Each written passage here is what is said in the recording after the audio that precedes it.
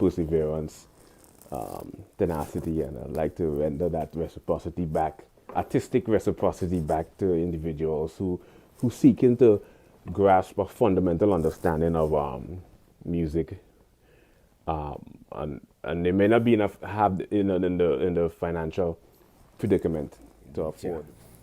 Intensity determines the distance at which the acceleration of the sound propagates. So we have amplitude, we have frequency, we have velocity, we have acceleration, and we have momentum. So what is the disparity? What is the correlation? My whole point for saying this is today I wanna discuss